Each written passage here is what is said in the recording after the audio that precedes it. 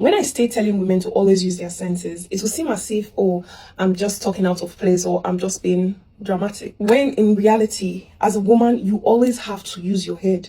Look at this whole Stephen Diggs and Cardi B, his chef situation. How can you, as a chef, you're sleeping with a man who is a professional athlete, well paid. He employs you. He's sleeping with you. You're cooking for him. Yet you're not benefiting anything from it. You're being paid $2,000 a week. Now, according to research and some comments I read, I saw that people said for a professional chef who is a private chef, especially for a celebrity, that's not enough. She was just being paid average. She was being paid normal. She was being paid average. That's crumbs compared to what professional chefs who are working for celebrities, private chefs, are being paid.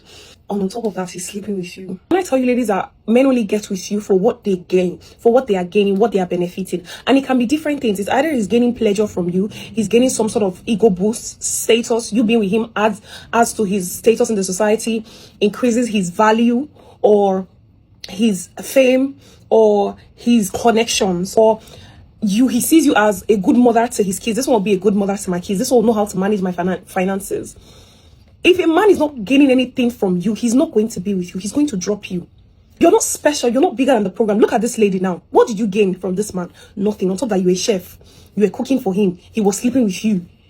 So you just went there to slave for him. What did you gain? What was your benefit? He was being calculative while you were being emotional. You were thinking with your emotions.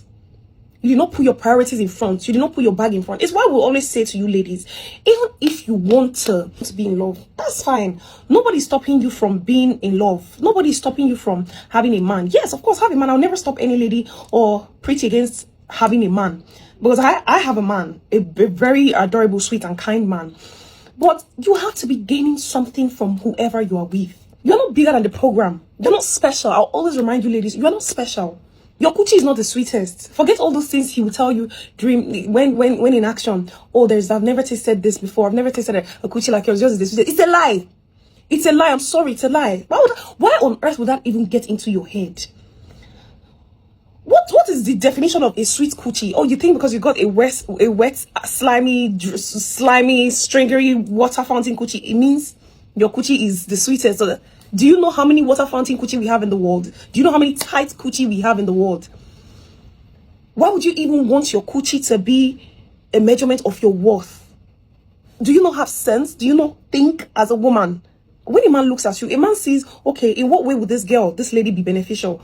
In what way is she adding to me? That is what you should be looking at as well. And that's the reason why it's easy for a man to dispose of you when you're no longer useful. Look at the chef. Stefan disposed of her when he felt like he was done with her. And yeah, that broke her heart, was the reason why she felt like, okay, you know what, she wants to become vengeful. But that's the mistake you made. You already gave too much and got nothing in the beginning. So why do you think it's at the end you're going to gain something? When you've not established anything solid, you've not even... the delusion. Adopt the mindset of everybody and anybody that comes into my life should be beneficial in one way or the other. I always preach this, whether friendship, whether relationship, partnership. Don't be friends for fancy, for fun, or go into a relationship for vibes. No, life is too short for that. Life is too precious for that. Nobody is bigger than the program. No man is special. The way you are not special to any man. No man is special. For every man, every man you get into their life, you are not special to them. It is just your turn.